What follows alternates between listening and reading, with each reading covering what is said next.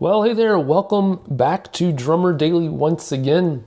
If you don't know, my name's Daniel Hadaway, and I also like to call myself the drum coach because I like to coach other people on playing the drums and making a career out of being a drummer and all kinds of stuff like that. So if any of that stuff interests you, you're in the right place. So today I want to talk about something that I actually was inspired to discuss after watching a movie on Netflix. And so if you have Netflix, there's a really cool movie that's very appropriate for what we talk about a lot on this podcast, which is the life of a professional musician.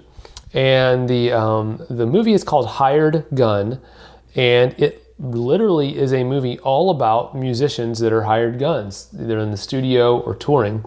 And so it just kind of lets a lot of them share their stories. There's a lot of well-known people and a lot of people who maybe play for well-known artists, and they share some of their stories. And so it's really, really, really eye-opening if you're not familiar with that world and kind of how things work. And so there's a lot of insights that can be gathered by watching that movie, and it's actually really selfishly, it's kind of affirming for me to have been talking about a lot of these things for so long on this podcast and other things that I teach, and then see a movie have other musicians basically reinforce what I've been saying. But anyway, it's a really interesting movie. You should check it out. One part of it that I thought was really interesting, and it I don't know if it was because I was teaching a class for drummers on money around the same time I saw this movie, but one thing that jumped out to me was one of the musicians shares a story. And he had been, I can't remember the band that he played with, or what the artist who was that he played drums for. I think he was a drummer. Anyway, he said that, he was, and I don't know if you know this or not, but most musicians who get hired by other artists, they get paid, per show, or they get paid for when they're playing shows.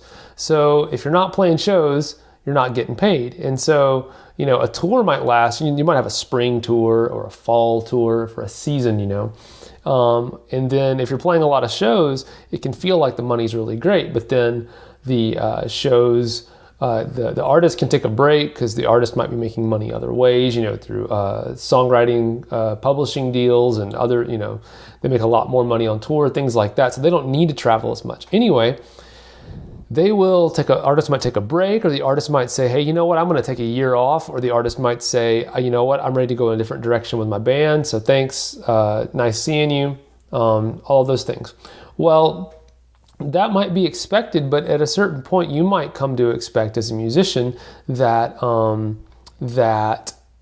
you've been in this band for a while, you've been playing with this artist for a while, so your position's pretty secure, and let's go buy a house and get a mortgage or whatever it is, something with a monthly payment. And when a gig stops or unexpectedly goes on a break and you're not making money because you're not playing shows, that can be terrifying. So this guy in this movie in Hired Gun was talking about how the fact that this happened to him. And when you're in that situation, you do whatever you can to make money. And so he was painting houses. And he's taking a break. He said, I think eating a cheeseburger or something, taking a break from painting this house. And the owner of the house walks in.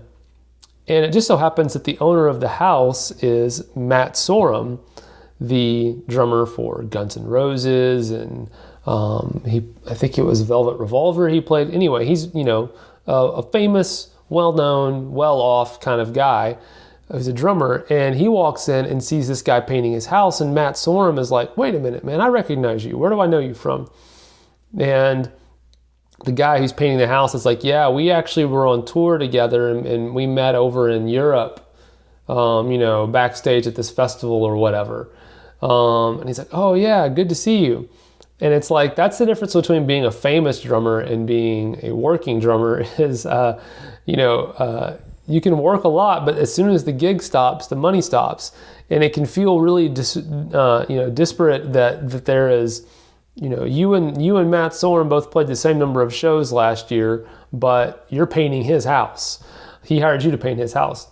And so this episode is not really meant to give you a specific, path through that other than that it's as challenging as not playing professional drums can be mentally and emotionally, if that's really what you want.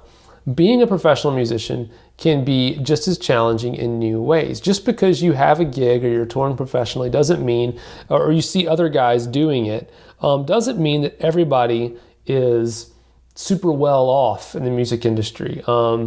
And it doesn't mean that you won't have to still find other ways to make money on the side, even with a fairly busy schedule. Just there's a lot of things that are out of your control. But what you can control is how you handle your money when things are going well, and preparing for the inevitable times when things won't be going so well or won't be so busy. I've talked to countless musicians who, from the outside looking in, you'd say they're very busy and they're probably doing really well.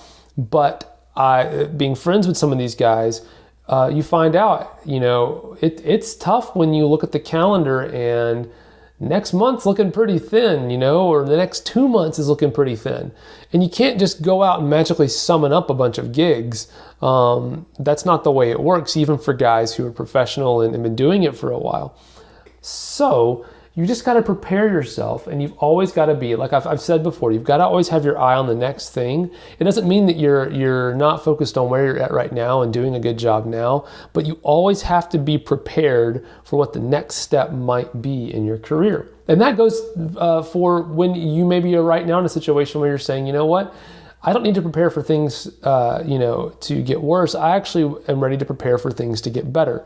Well, you need to prepare for gigs that you don't have yet so that when they do come along, you're ready for that and you can capitalize on those opportunities. So no matter where you're at, good or bad, make preparations without worrying, but make preparations for the next step.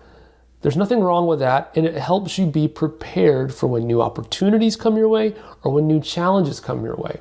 And that is the difference between someone who can be a professional drummer for a few months and then go back to working a job that's not as exciting as professional drums, or a guy who can leverage one opportunity into a career, a lasting, sustainable career as a pro drummer. That's the difference right there, is being prepared for the next thing. So I hope that encourages you, and thanks for joining me today on Drummer Daily. We'll talk again soon. Bye for now.